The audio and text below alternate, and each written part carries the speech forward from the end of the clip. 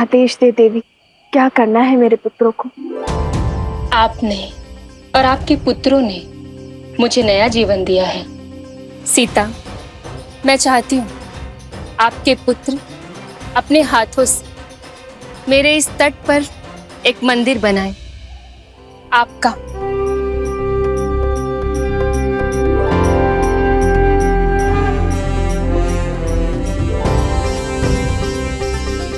माता फल्गु चाहती हैं कि उनके तट पर वन देवी के मंदिर की स्थापना की जाए।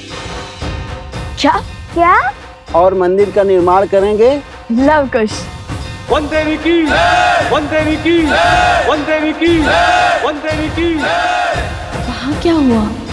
ऋषि असुरी के तप में मेरी इच्छा जानने की शक्ति, उन्होंने ये इच्छा सबको बता दी। आपका आभार माता। जो भी श्रद्धालु आपके मंदिर में आकर आपके दर्शन करेगा, उसे लव कुश जैसे ही संस्कारी पुत्रों की प्राप्ति हो।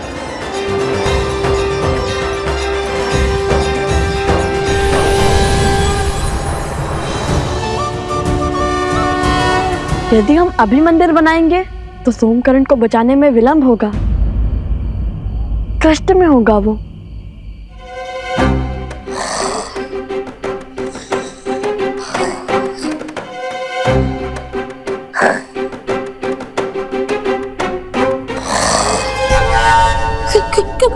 कौन है? अपने ही खर्राटों से डर गए।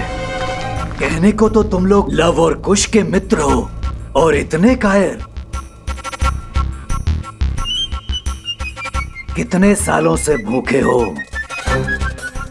पूरी थाली चट कर गए। मैं ही मूर्ख हूं जो तुम्हारे हाथ में धनुष देख के तुम्हें कुश समझ बैठा था। मन तो करता है तुम्हें अभी खा जाऊं, किंतु रक्त केतु अपना उद्देश्य पूरा करने के लिए तुम्हारा उपयोग करना चाहता है। रक्त केतु? वो मायावी असुर जो रक्त बहने पर मरता नहीं है, बल्कि अपना रक्त बढ़ाता जाता है।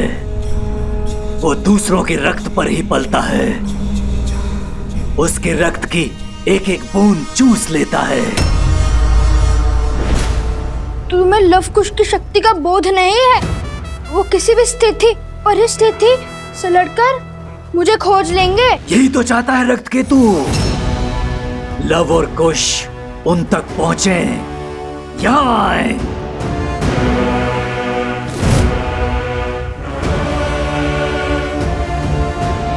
चिंतित मत हो, इस मंदिर की स्थापना से धर्म की शक्ति बढ़ेगी और अधर्म दुर्बल होगा। कुछ ही क्षण में सूर्य उदय होगा और सूरज के पहली किरण के साथ मंदिर की स्थापना करके तुम दोनों प्रस्थान करोगे। जो आज्ञा ऋषिवर। जो आज्ञा ऋषिवर।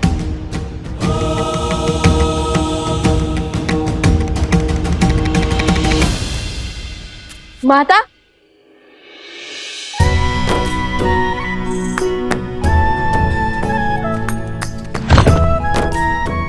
जानती है माता, देवी फल्गु ने हमें आपका मंदिर बनाने का आदेश दिया है। आदेश नहीं, सौभाग्य कहिए भैया।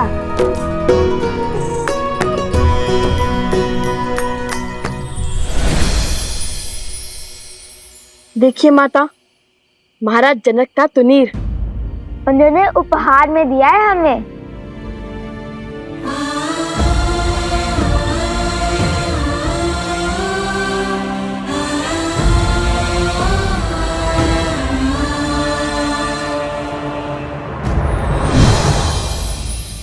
सोमकरण को लौटा लाने में हमारी सहायता के लिए भेंट दी है उन्होंने। सोमकरण? क्या हुआ है उसे? माता, मकरासुर का एक असुर सैनिक उसे उठा ले गया।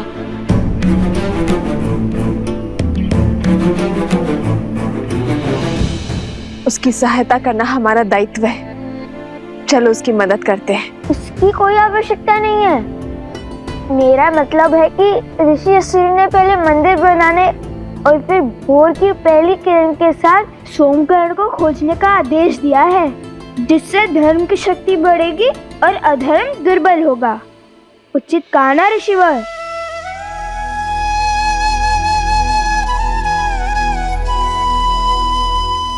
ऋषिवर सोमकरण। चिंतित ना हो देवी, लवकुश सोमकरण को अवश्य खोज लाएंगे, किंतु देवी फल्गु की इच्छा पूरी किए बिना उनका यहाँ से प्रस्थान अनुचित होगा। जैसी देवी फल्गु की इच्छा। आप विश्वास रखिए माता, कल भोर तक आपका मंदिर भी बन जाएगा और हम सोमकरण को लाने के लिए निकल चुके होंगे। कुछ नहीं होने देंगे हम सोमकरण को। वही तो है जो मेरी हर कथा पर 100% विश्वास करता है। ना कोई प्रश्न पूछता है और ना कोई उत्तर चाहता है। अपने परम मित्र को प्राण देकर भी बचाऊंगा मैं। अब मंदिर निर्माण करते हैं, तो ये कथा भी तो सोमकरण को सुनानी होगी ना।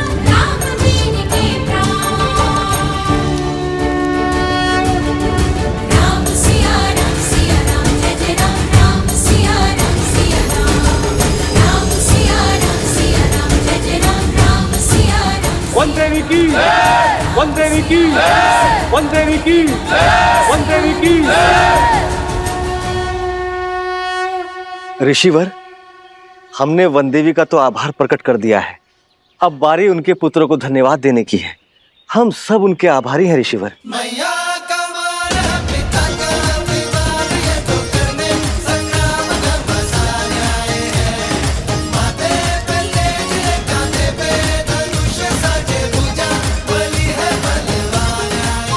देख रहे हो भैया, पहले तुनीर, अब ये सीधा मंदिर। माता ने क्या कहा था कि धर्म के पथ पर धूप भी होती है और छांव भी। समझ गया।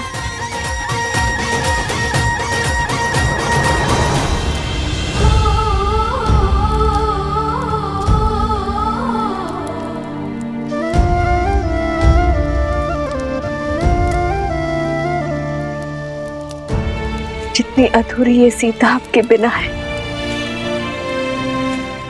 उतना ही अधूरा ये मंदिर आपके बिना है श्री राम।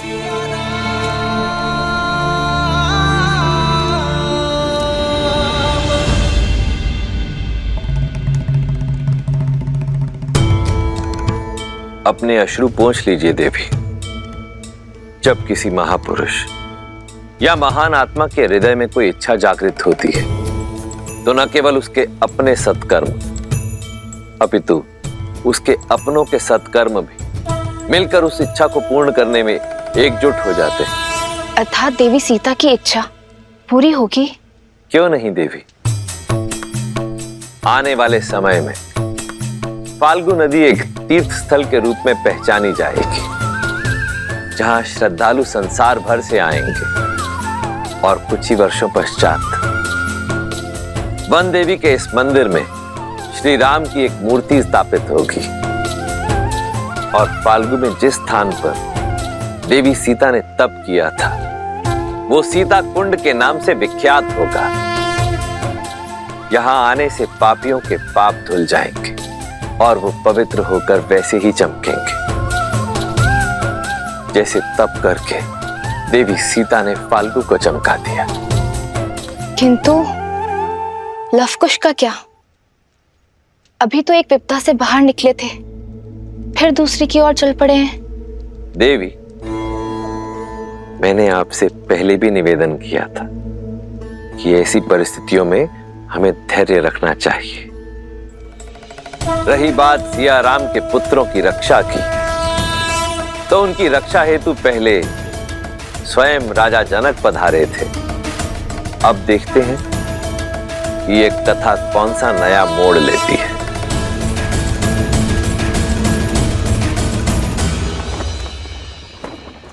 क्षमा करें प्रभु, मुझे नहीं लगता कि भरत भैया आपका ये आदेश स्वीकार करेंगे। प्रभु, वो प्राण दे देंगे, किंतु आपके रहते वो अयोध्या का सिंहासन नहीं स्वीकारेंगे।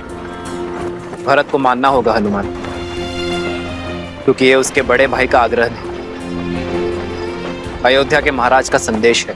भरत अयोध्या के साथ प्रतिबद्ध होगा, मैं स्वयं उसका राज्याभिषेक करूंगा।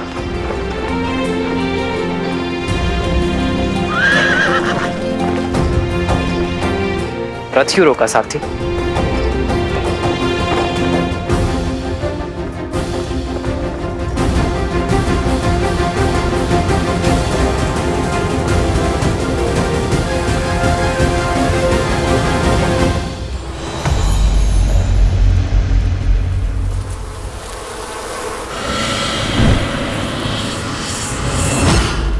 मेरा बच्चा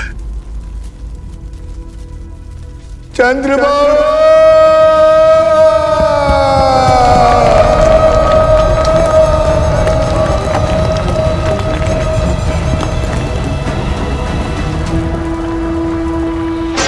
चंद्रबाबू,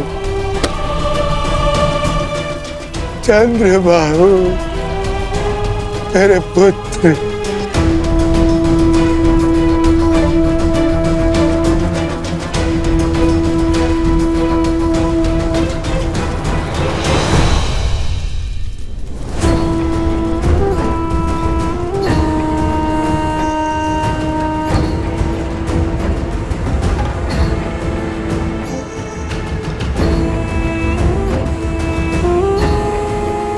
बहुत प्रसन्न होगी ना तुम? प्रसन्न होगी ना अपने पति को छलकर अपने पत्नी धर्म से विमुख होगा? अरे जिसके प्राण ले लिए उसके लिए विलाप का स्वांग क्यों? तुमने मारा है मेरे पुत्र को, तुमने। हाँ हाँ हाँ, मैंने मारा है उन्हें, मैं हूँ दोषी। मैंने ही उन्हें आंख बंद करके अपने पिता का अनुसरण करने दिया, कभी उन्हें धर्म का मूल्य नहीं समझाया, न्याय और सत्य का दर्पण नहीं दिखाया। हाँ, मैंने मारा है उन्हें। बस, जिस अधर्म की तुम दुहाई दे रही हो, देखती जाओ कैसे मेरे पुत्र की बलि धर्म और अधर्म के इस युद्ध में राक्षसों की ओर से अंतिम बलिदान होगी। मूर्ख मत बनिए, अपमान नहीं कर रही हूँ, आपको सत्य बता रही हूँ। आप चाहे कुछ भी कर लें, आपका पुत्र वापस लौट के नहीं आने वाला, और उनकी आत्मा को आपके झूठे धर्म की हार, धर्म की जीत से कोई अंतर नहीं पड़ता।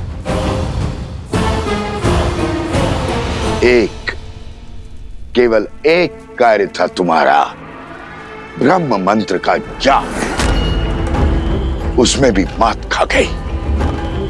इतनी सरलता से शत्रु के बहकावे में आ गई, अपना धर्म भूल उनके धर्म का गुणगान करने लगी। जो स्वयं शस्त्र नहीं उठा पाते, वो सदा नारी को अपनी ढाल बनाते हैं।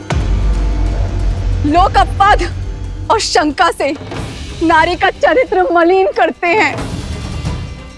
आज मैं पद्मा अपने संचित सभी पुण्यों के बदले आपको श्राप देती हूँ कि जिस नारी को आप खिलौना समझते हैं, वही आपका अंत करेगी।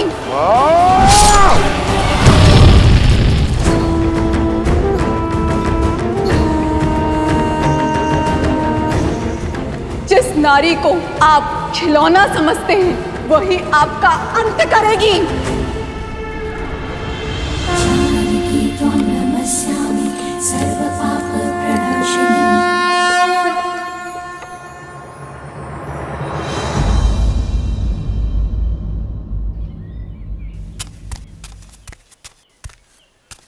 खुश खुश।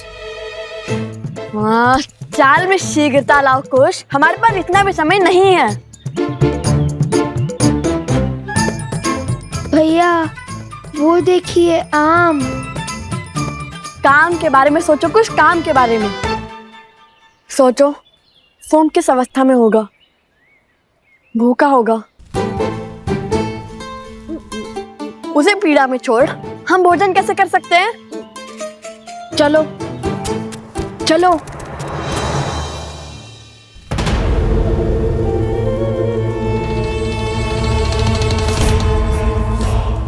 रक्त केतु,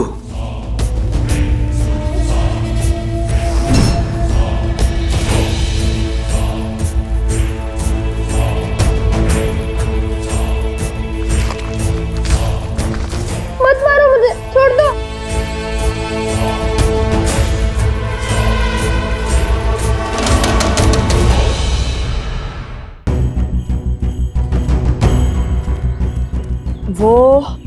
वो इस ओर गया होगा, क्योंकि अन्य दिशाओं में तो राजा श्री राम का राज्य फैला हुआ है।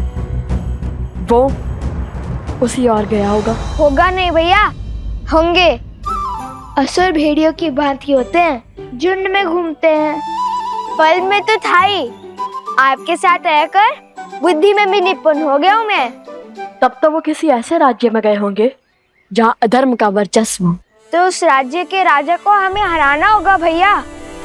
जब उस राज्य का अंत करेंगे तब उस राज्य पर हमारा अधिकार हो जाएगा ना भैया। किंतु हम तो ऋषि पुत्र हैं, राजकुमार नहीं। तो हम इस राज्य का क्या करेंगे? हम वो राज्य श्री राम के चरणों में अर्पित कर देंगे। चलो शीघ्र चलते हैं। ये तो अति उत्तम विचार है भैया, किंतु अब तक तो कोई संकेत नहीं मिला। भैया ये तो सोमकरण का कुंडल है।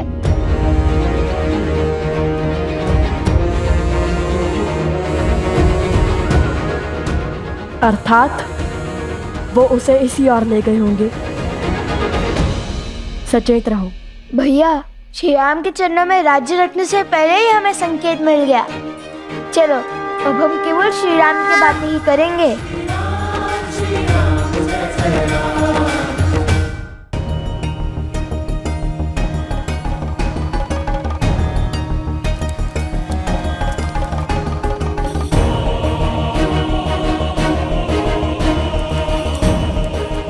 महाराज की जय हो। ये यज्ञ कैसा रे सुमंत? आपके भाई पितृ यज्ञ कर रहे हैं श्री राम।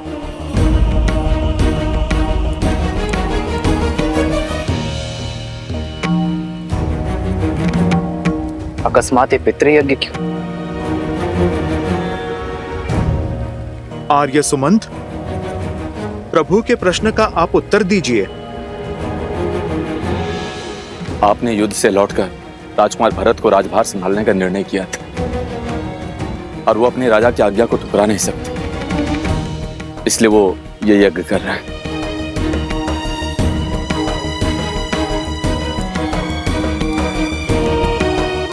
पितृ यज्ञ से प्रभु का राजकाज छोड़ने का क्या अर्थ है?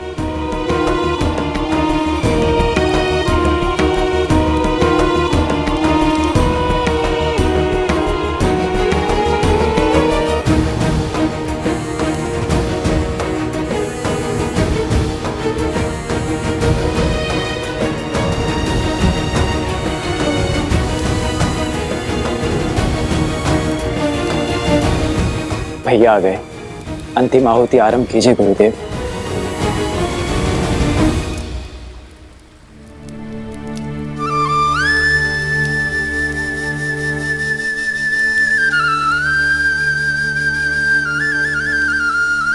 भरत के इस निर्णय का मुझसे क्या संबंध?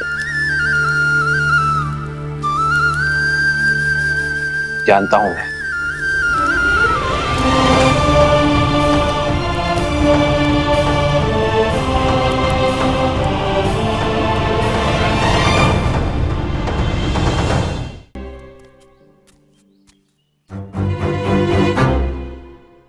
क्या हुआ? कोई संकेत मिला क्या? मिला, किंतु संकेत नहीं, प्रश्न। यदि ये युद्ध जीते तो राज्य श्री राम के चरणों में रख देंगे, है ना?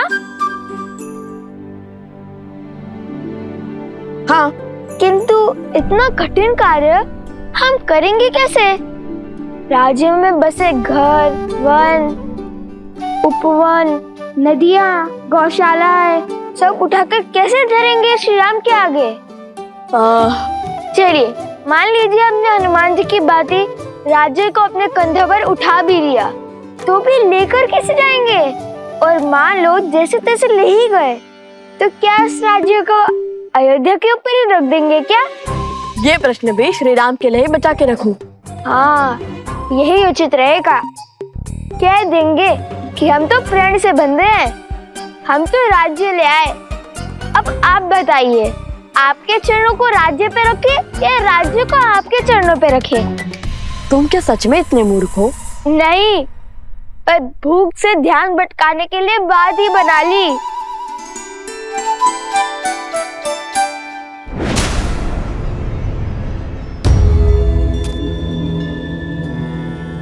देख रहे हो सोमकरण का दूसरा कुंडल?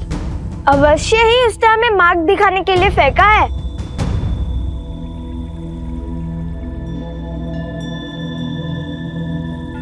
कुश! लव भैया, तुमसे भूल हुई है, मैं तो केवल एक ऋषि कुमार हूँ। भयभीत क्यों होते हो? ना मैं तुम्हें मारूंगा ना खाऊंगा। तुम मनुष्य को खाते हो? एक बार मेरी ओर देखो तो सही,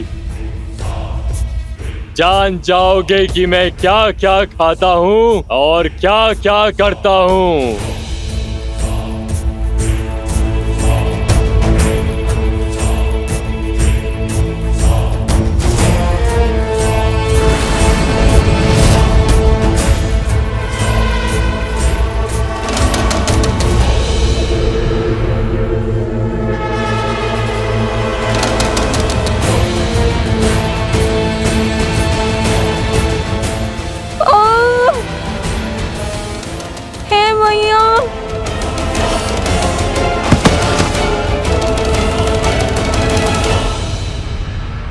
महाराज, सहस्त्रमुख रावण को सूचित किया।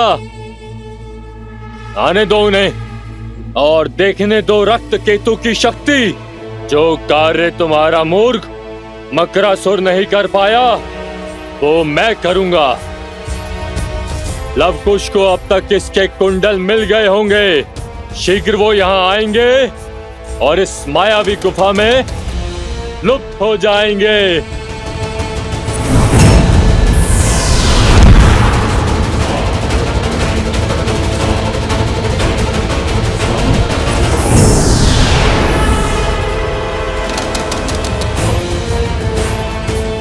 इस गुफा में प्रवेश अपनी इच्छा से होता है, किंतु निकास मेरी इच्छा से।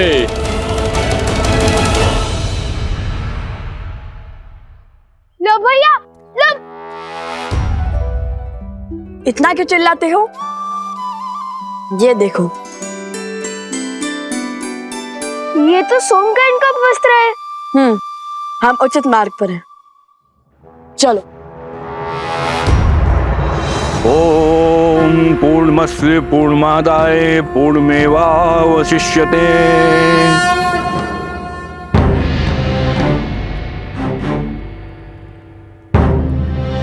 मेरे साथ बोलिए। आदरणीय पूर्वजों, आदरणीय पूर्वजों, पंचद्रव्य की ये अंतिम आहुति स्वीकार कीजिए। पंचद्रव्य की अंतिम आहुति स्वीकार करें। हम इसे सच्चे मन और सम्मान के साथ आपको अर्पित करते हैं। मैं इसे सच्चे मन और सम्मान के साथ आपको अर्पित करता हूँ। इसे ग्रहण करें। इसे ग्रहण करें। पितृ इस दुविधा में कैसे सहायक होंगे?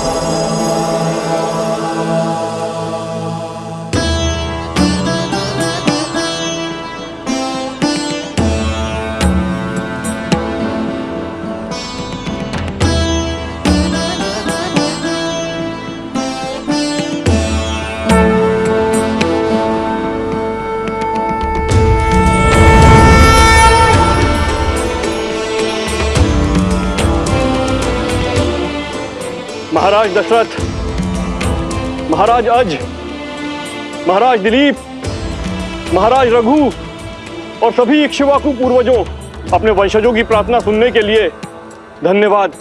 आपके कुल को आपके मार्गदर्शन की आवश्यकता है।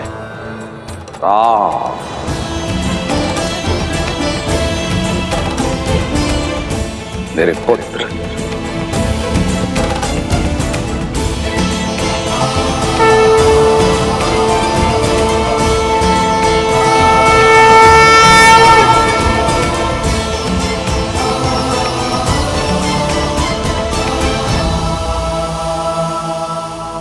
प्रणिपात पिताश्री। आयुष्मान भव पुत्रो। आप सबको भी मेरा प्रणिपात। हम तुम्हारी दुविधा से अवगत हैं और भरत तुम्हारी दुविधा से भी। जो हाल मैं सोच रहा हूं पिताजी, उसकी पुष्टि कीजिए, आप परामर्श दीजिए। इसमें कोई संदेह नहीं कि भरत शासन संभालने के योग्य है और भारत के शासन में अयोध्या एक श्रेष्ठ राज्य बन सकता है। किंतु इस समय आर्यवर्त को उसकी आवश्यकता है जिसने अयोध्या की सीमा के पार जाकर सुदूर दक्षिण तक धर्म और मर्यादा का प्रसार किया है, जिसने वानर जाति को प्रशिक्षित कर इस योग्य बनाया कि वो अधर्मी असुरों को पराजित कर सके। आज अयोध्या को आवश्यकता है धर्म की स्थापना करने वाले राम की। राज्य को प्रगति देना और अपने पूर्वजों को गति देना तुम्हारा कर्तव्य है राम। यदि राम और उसके पुत्र अयोध्या के सिंहासन पर नहीं बैठेंगे तो रघुकुल का सम्मान और हमारा मान धूमिल हो जाएगा। श्री राम श्री राम श्री राम श्री राम। हम तुम्हारे सभी पूर्वज गति नहीं पा पाएंगे पुत्र राम। हमने तो तुम्हें उचित मार्ग दिखा दिया, अब उस पर चलना ना चलना तुम्हारा चयन है। मंगल भवन मंगल हारी, द्रवहु सुदर्शन आयुष्मान भव पुत्रो। वज्र बिहारी। धर्म की जय हो, सूर्य वंश की जय हो।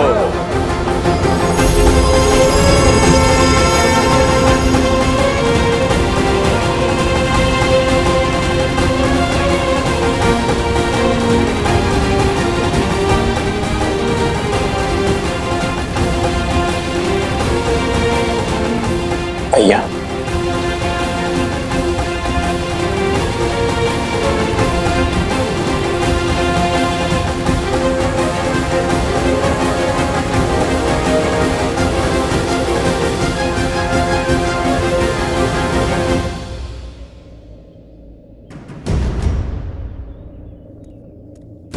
यहाँ तक तो ले आया सोम, फिर आगे क्या फेंका होगा? धोती और फिर कॉफिन। क्या कह रहे हो? बाद में अगर धोती मिली तो उसे लौटा देंगे। कुश, चलो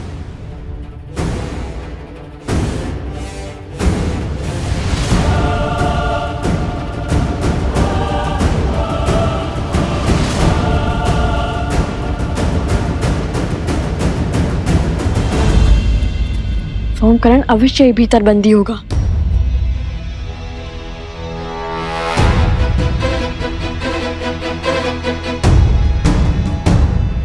प्रभु, क्या माता को अभी भी नहीं लौटा सकते?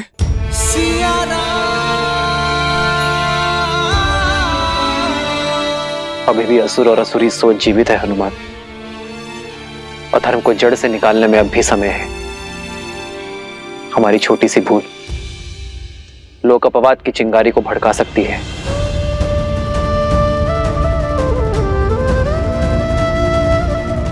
जब तक हम राक्षसी सोच को नष्ट नहीं कर देते तब तक मैं अपने व्रत और तप से डिग नहीं सकता हनुमान। और तब तक मेरी सीता और संतान अयोध्या नहीं लौट सकते।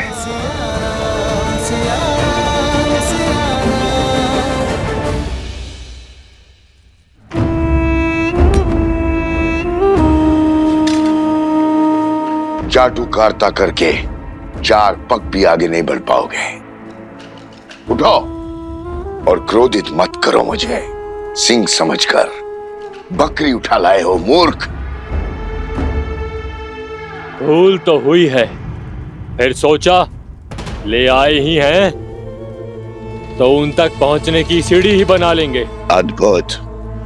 अब तनिक मकरासुर की योजना स्मरण कराना मुझे। मौन क्यों हो, बोलो। सीता को बंदी बनाकर लव और कुश को अपने पास बुलाएंगे। यही तो समस्या है असुरों की।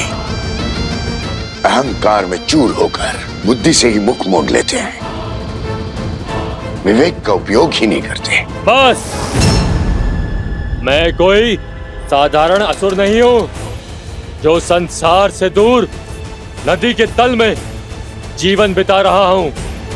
मैं रक्त केतु हूं जो आज उन बालकों का संहार करेगा, आपके भ्रम को तोड़ेगा। इस मायावी गुफा में एक बार प्रवेश किया तो निकल नहीं पाएंगे वो दोनों, और इस गुफा को बिना दिव्य अस्त्र के भेदना असंभव है। शत्रु पर वार करने से पहले उसकी पहचान जान लेना आवश्यक है रक्त केतु।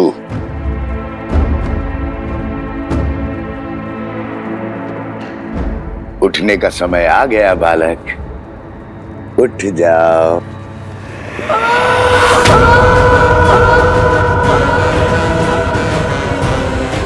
ये तो सोमकरण की ध्वनि है।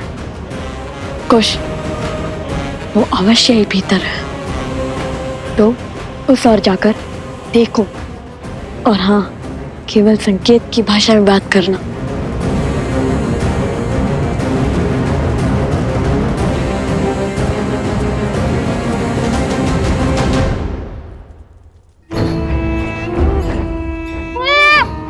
जीवित रहने की इच्छा है तो सुनो, तुम्हारे वो 2 मित्र हैं, लव और कुश। तुम जानते हो वो दोनों कौन हैं? वो वन देवी के पुत्र।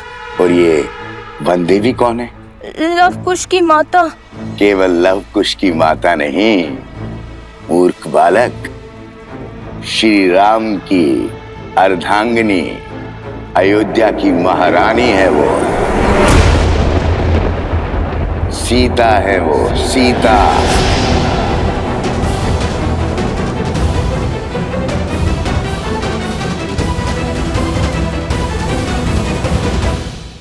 अब यदि मेरा कहा मानोगे तो जीवित छोड़ दूंगा, अन्यथा नहीं। तो जो कहूंगा वो करोगे ना? हाँ। उत्तम। तो सुनो, लव और कुश को मिथिला ले जाओ, और जब मैं वहां कहूं तो सारे समाज, सारी प्रजा के सामने, सारी मिथिला के सामने कहना कि वन देवी ही सीता है। मेरे आदेश पर ये सत्य संसार के सामने प्रकट करना, अन्यथा तुम्हारा मस्तिष्क विस्फोट से शत विशत होकर बिखर जाएगा। ऐसे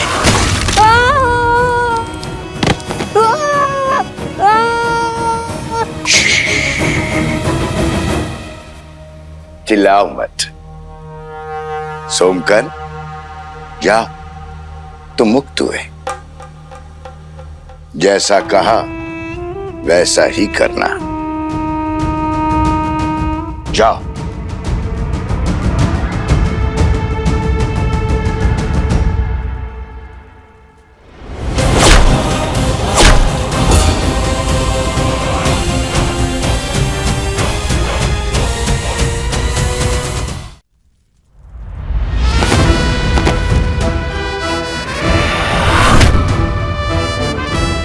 चिंतित मत हो सोमकरण, हम आ गए हैं। तुम क्यों आ गए?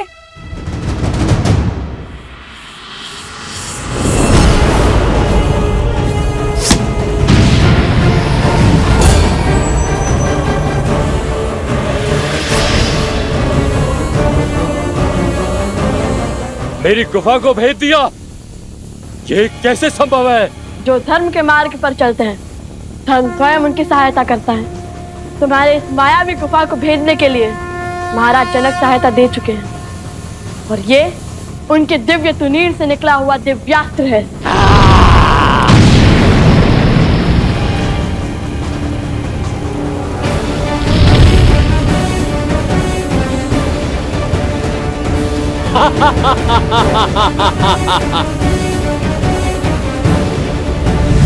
उठो!